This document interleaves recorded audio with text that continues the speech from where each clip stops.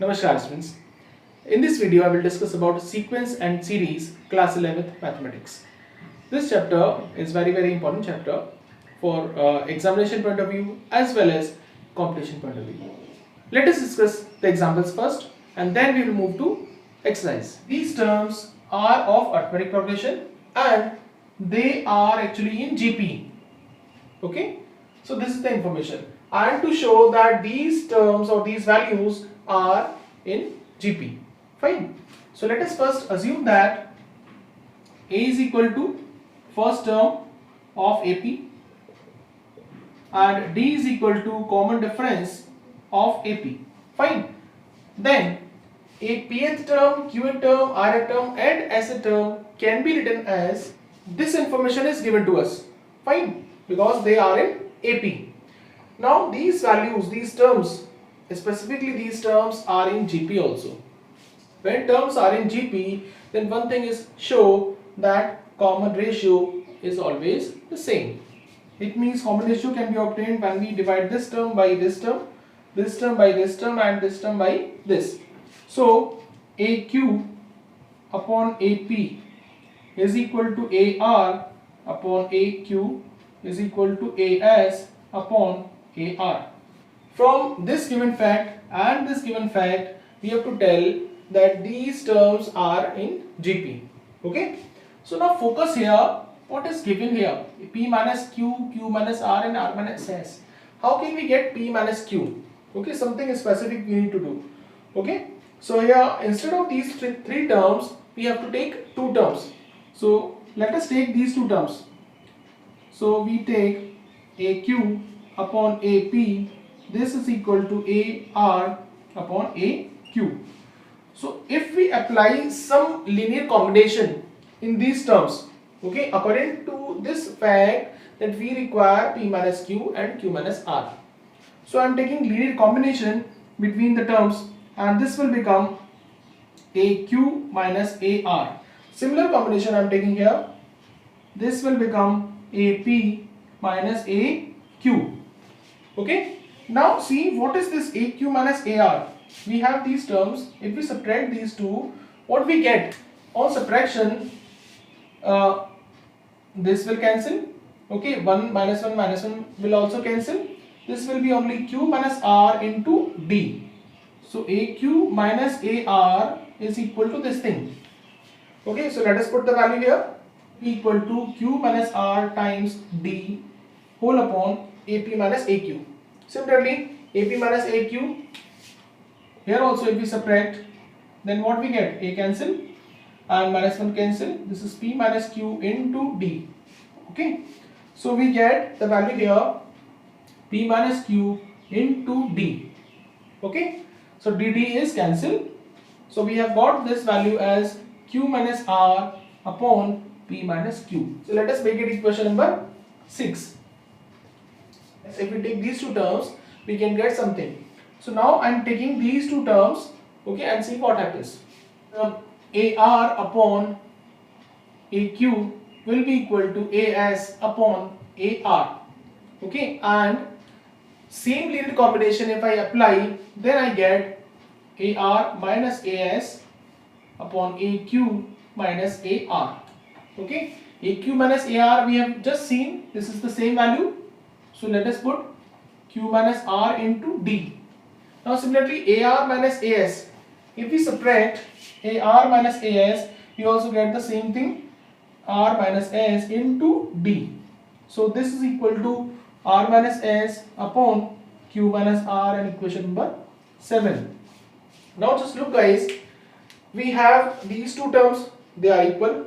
These two terms, they are also equal. Okay, and these two values we have got, they are also equal. These equations have identical terms. So we can equate them. On equating equation 5, 6 and 7, we have got this term. Okay, so these three were already equal. These two expressions are also same.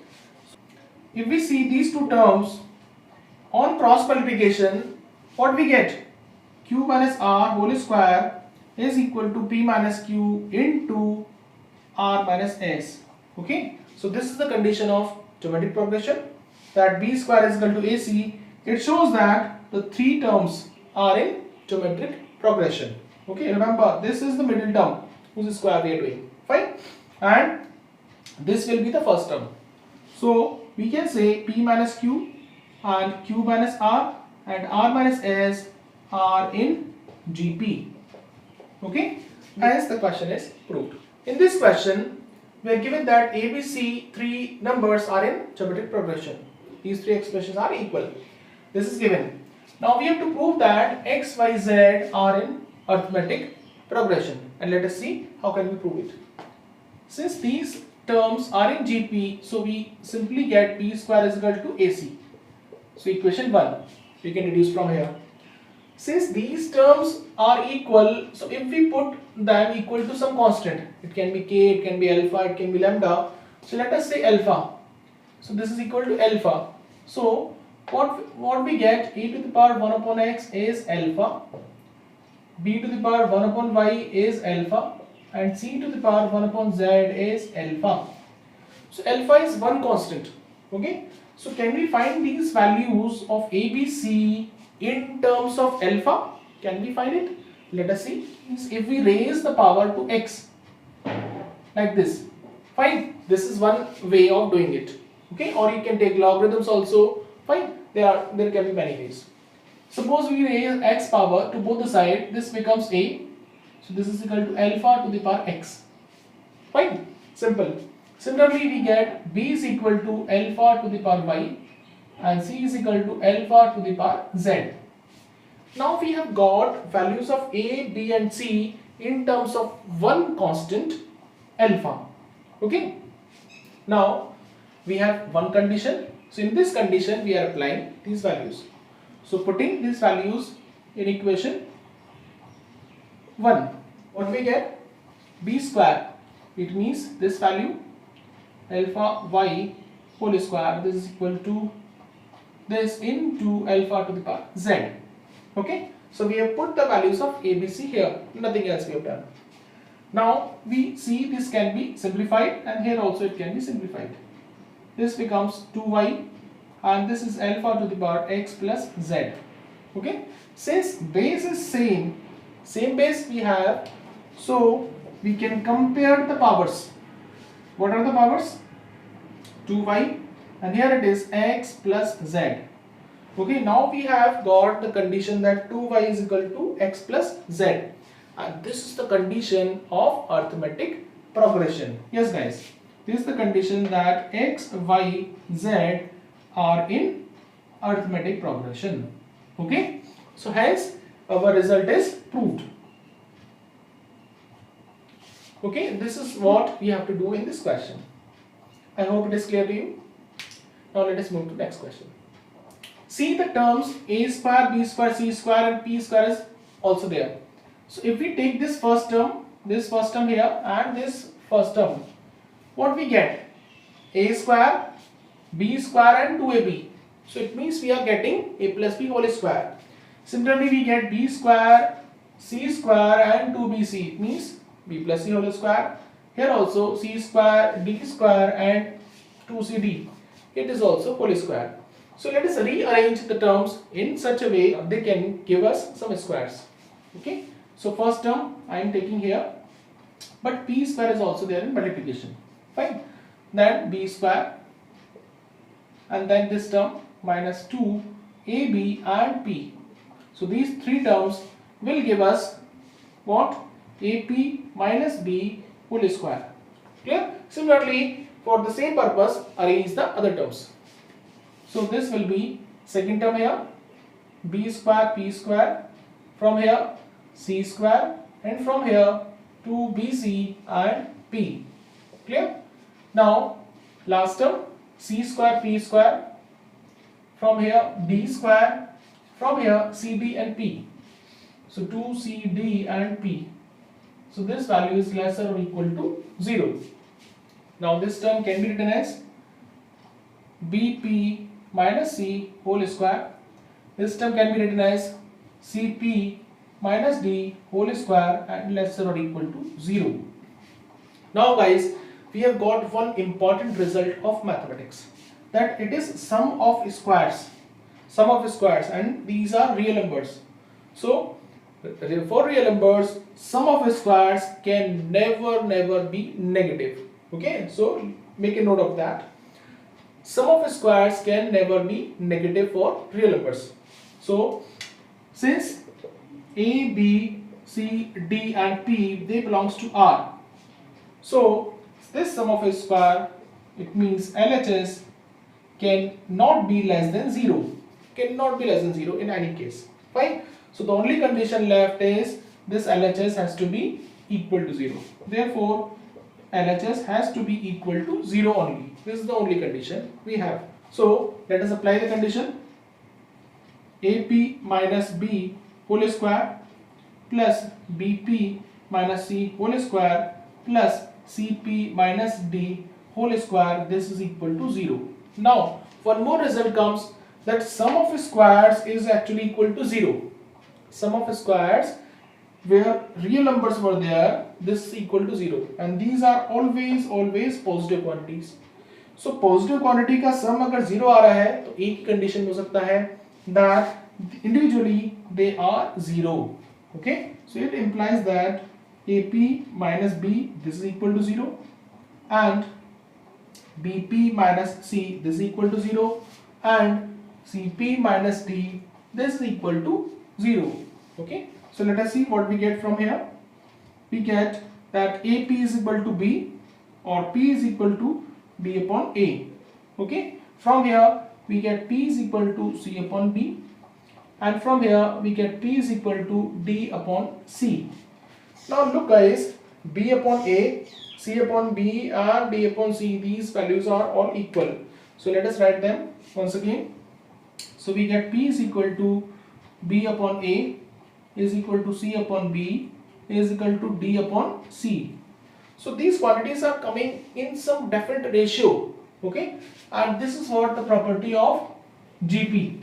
Okay, ratio of AB, ratio of BC, ratio of CD, all are same. It means we can say that ABCD are in GP. So implies that ABCD are in geometric progression, and hence we complete the proof of this question. In any question, if you get any doubt, any query is left, you can write your comment. I'll try my best to clarify that. Here P, Q, R, three terms are in GP, and these two equations have a common root. Okay, they have one common root. Fine, and we have to show that these three quantities or these three numbers will be in AP. Okay, this is what the question is. Now from here what we get, since P, Q and R are in GP, so we get Q square is equal to P into R. This is one condition from here. Okay, easily we can reduce that. This was a correction in these questions. 2 constant was left. Okay, the constant 2 is also there. Now let us try to find the root of this equation and see what happens. So equation is Px square plus 2qx plus R is equal to 0. Okay, it is a quadratic equation. So easily we can apply quadratic formula. And what is quadratic formula? X is equal to minus b plus minus b square minus 4ac upon 2a. This is quadratic formula. Okay, so when you compare, you get a first term is p, b second term is 2q, and c is just r. Fine, so these are the values. Now when you apply quadratic formula, you get x is equal to minus b, means 2q, plus minus b square, it means the square of this, minus 4 into ac, a is p and c is r, whole upon 2 into a is p. So this value we get as a root. Okay, so let us apply, simplify, minus 2q plus minus, this becomes 4q square minus 4pr, but we get equation that q square is equal to pr, so either we can put this q square is equal to pr or this pr we can put q square. Okay, suppose we are putting this, so this is becoming q square 2p, so this is becoming the same thing, so this is 0 now. So what is this now? Minus 2q whole upon 2p. So we get the root as minus q upon p. Clear? We get the root as minus q upon p. But since it is quadratic equation and plus minus 0 is there, so the root will be repeated root. Okay, it means both roots are same. Clear? Now according to the condition of question, these two equations have a common root. So this is the only common root. Fine. So according to given condition,